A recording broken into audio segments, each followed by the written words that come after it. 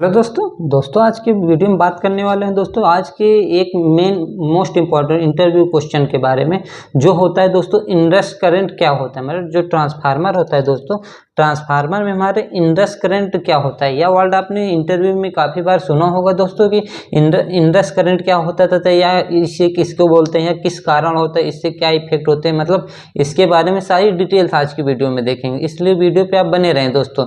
अगर बात करें दोस्तों जो इंडस करंट होती है, इंडस करंट हुआ होते है दोस्तों जब मान लीजिए हमारे पास, अगर इससे पहले आपने देखा होगा वीडियो में दोस्तों, उसमें जो हमारा पास मोटर होता है, मोटर में देखा होगा जो दोस्तों स्टार्टिंग में है दोस्तों, स्टार्टिंग में दोस्तों हाई करंट क्यों लेता है, हाई करंट क्यों लेता है। उसमें यह होता है दोस्तों, उसमें हाई टॉर्क की जरूरत होती है, मतलब हाई टॉर्क की जरूरत होती है, इसलिए दोस्तों हाई करंट लेता है। लेकिन जब हमारे ट्रांसफार्मर में यदि हम अगर सेकेंडरी साइड में कोई लोड ना रखें, मतलब नो लोड पर रखें, तो नो लोड पे रखें, तो जब हम ट्रांसफार्मर को चार्ज करेंगे दोस्तों, जो सप्लाई देंगे, तो सप्लाई देने पे दोस्तों हमारे जो ट्रांसफार्मर में उसमें काफ़ी हाई अमाउंट में करंट को फ्लो होता है दोस्तों। जो करंट का फ्लो होता है दोस्तों वो हाई अमाउंट में, उसे ही दोस्तों इंडस करंट बोलते हैं, इंडस करंट बोलते हैं।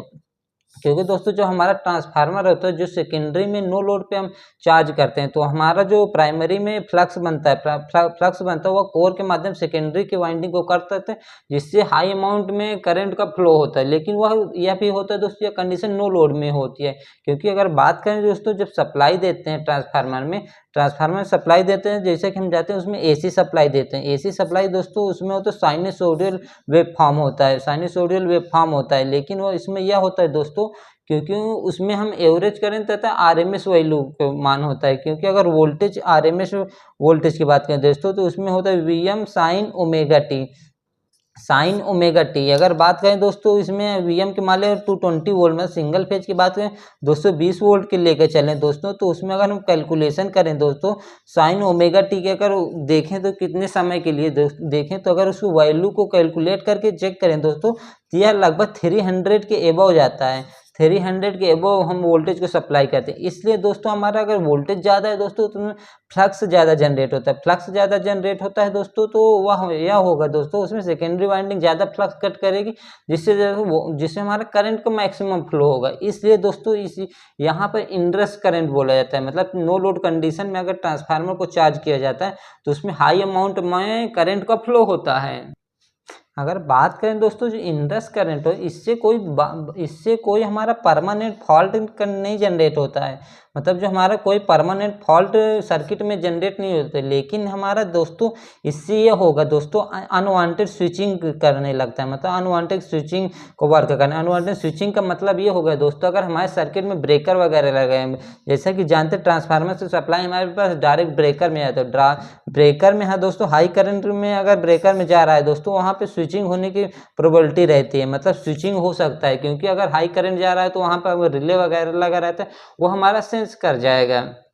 इसलिए दोस्तों हमारा अगर ट्रांसफार्मर की अगर डिजाइन की बात करें दोस्तों, तो डिजाइन ही हमारा ट्रांसफार्मर ऐसा किया जाता है दोस्तों, जो मैक्सिमम हमारा दोस्तों मैक्सिमम इंडस करंट को बियर कर सकते हैं, मैक्सिमम इंडस करंट जो होता है उसको बियर कर सकते हैं, तथा उसको सर्किट से आगे नहीं फ्लो होने देता है। दोस्तों इंडस करंट के कारण ट्रांसफार्मर में दोस्तों वाइब्रेशन का भी जनरेशन होता है, मतलब वाइब्रेशन भी हमारा जनरेट हो जाता है।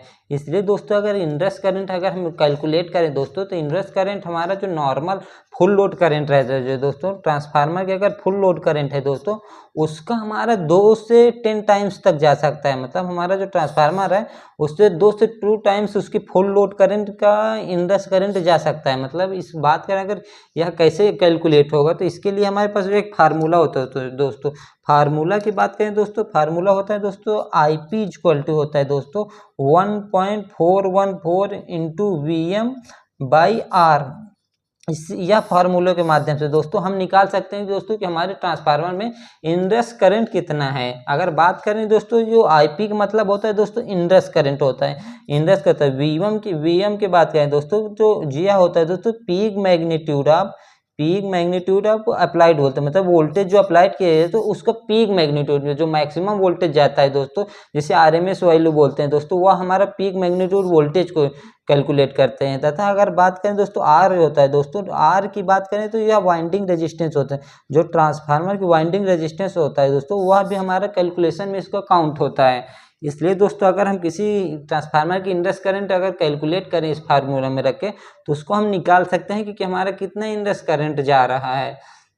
अब बात करें दोस्तों जो इंडक्स करंट होता है दोस्तों, इंडक्स करंट हमारा ट्रांसफार्मर के 2 से 10 टाइम्स तक जाता है, लेकिन इसमें कोई परमानेंट फॉल्ट जनरेट नहीं होता, इसलिए इसे कोई प्रॉब्लम नहीं होता है। लेकिन आज के समय में ट्रांसफार्मर को डिजाइन ही ऐसे किया जाता है कि वो इंडक्स करंट को बियर कर सके।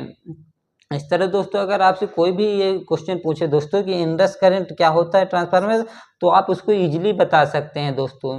अगर वीडियो आपको पसंद आया दोस्तों, आपकी कुछ जानकारी मिली हो दोस्तों, चैनल को सब्सक्राइब कर दीजिए। मिलते हैं ऐसे वीडियो में। Thank you.